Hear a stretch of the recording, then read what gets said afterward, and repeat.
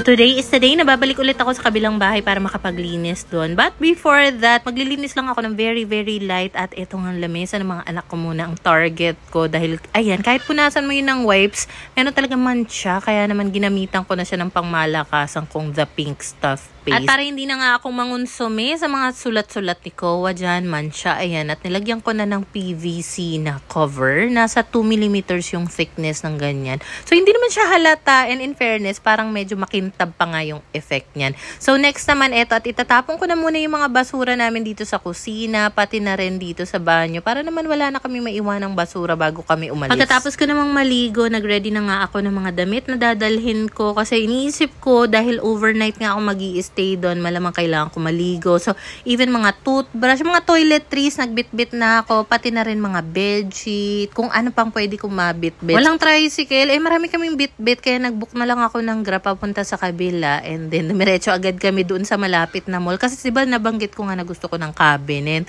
So, ito kasi yung current na cabinet na meron kami. So, ang gusto ko is magdagdag ng isa pang ganyan ang style.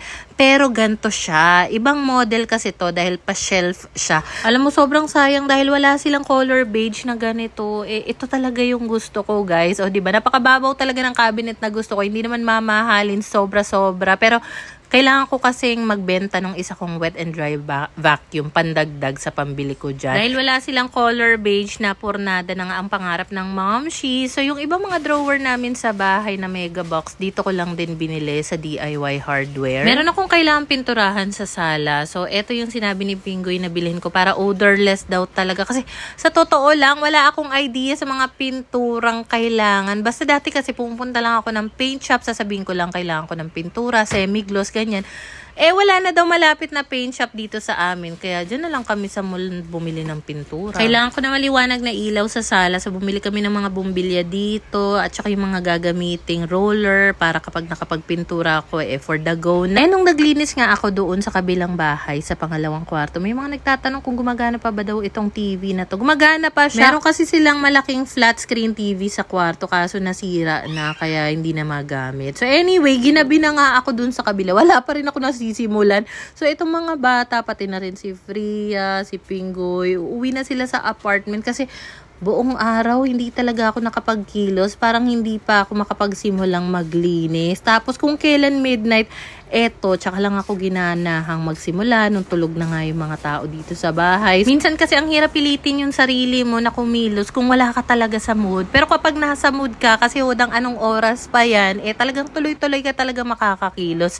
So, dito nga pala sa ilalim ng lababo ko nilagay yung mga tirang pintura. And marami nagtatanong dahil, di ba pininturahan ko yung sahig nito.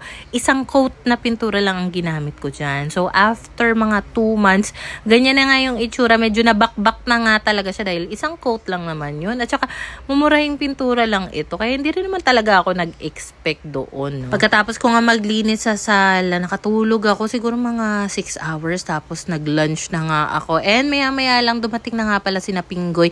Nag-book na lang ulit ng Grab kasi marami akong parcel na pinadala sa kanila. Feeling ko kapag nag-tricycle, hindi magkakasya. O baka naman may malaglag pa, sayang naman. Nung naglinis ako ng pangalawang kwarto, may nakita nga ako mga laruan dito ng pinsan nila. Dati, collection niya kasi itong mga Shopkins. So, ngayon, ayan, hinayaan niya na nga lang nalaruin ni na Pinky at Kowa dahil medyo nagdalaga na nga. So, hindi niya masyado na-appreciate siguro ito. And ang pinaka-favorite laruan nga ni Kowa dito, itong cash register. As in, yung may mga coins pa yan, paper money. Gustong-gusto niya talaga. So, dumaan nga pala muna kami sa may Shopwise kasi titingin ako kung meron ditong cabinet na hinahanap ko nga. So, hindi pa kami nakakapag-dinner kaya nag-dinner na lang din kami saglit dito. Alam mo, sa totoo lang, gustong-gusto ko talaga dito sa Shopwise kasi ang laki-laki niya, ang lamig, may music na, alam mo yung background music dito, parang alam mo yung sa mga runway na mga fashion show. Tapos, ang dami mo talagang imported products sa makikita. Tapos, yung mga towel nila dito, grabe, hotel quality talaga. Ang mura niya. Dito kasi sa Shopwise, maliban sa grocery, parang all-in-one stop na siya. Tapos, bigla ko nakita tong sofa, as in, gandang-ganda ako sa kanya. Tapos, nagulat ako,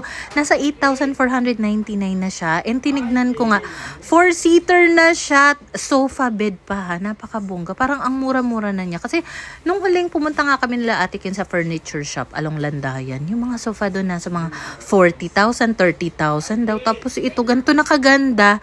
8.5 lang. Alam mo, kung marami lang talaga akong budget, bibilhin ko na to agad para doon nga sa kabila. Pero wala, hanggang tingin lang muna tayo. So ayan, ang ganda ng material niya.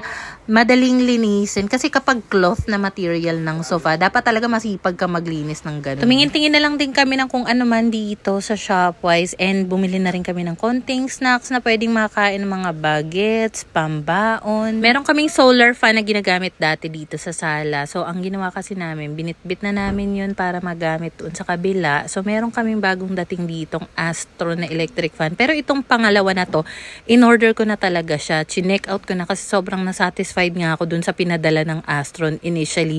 So sabi ko, worth it naman siya kasi around 700 pesos lang. After kumain ng lunch, lumabas nga ako dito. Napansin ko nga hala, ang kalat na naman. Napakadaming parcel. Ang gulo-gulo tignan. Tapos naglaba rin pala si Pinggoy. Kaya naman naisipan ko maglinis na muna dito. And bago pa man din matulog, eto at inarrange ko na nga yung mga ponytail ng mga anak ko. Alam mo, ang dami nilang panali ng buhok dati. Nagkandawalaan na. So, eto na lang yung mga meron sila talaga ngayon. Pati na rin itong nasa plastic, yung mahabang wig na buhok na panali ni Pinky. So, lalagay ko na rin dito yung mga hairbrush nila from Chloe, ang ating viewer. So, at least every time na papasok si Pinky sa school, alam na ni Pinggoy kung saan kukunin yung mga ponytail niya. Kasi minsan kakandawalaan. So, para na rin hindi mapakialaman ng mga bagets, dito ko nga siya naipwesto sa may ibabaw ng cabinet. Then, sobrang aga kinabukasan. Na-meet ko nga pala isang viewer natin, si Miss Leia. Meron pa siya ditong gift na Nilas puto and then something for the kids. Tapos, dumiretso nga pala kami dito sa may Binyan Bayan. Kasi nga naghanap pa rin ako ng drawer. Ewan ko ba, bakit naisip ko na maghanap ng mega box drawer dito. Pero, na-enjoy ko naman siya kasi feeling ko nasa field trip kami. Kasi Hodang Palengke area nga yung opposite side niya. Kasi ito yung bahay daw ni Jose Rizal. At saka nakakatuwa lang mag-ikot-ikot dito. Parang kakaiba talaga yung atake, yung vibes dito sa palibot na area.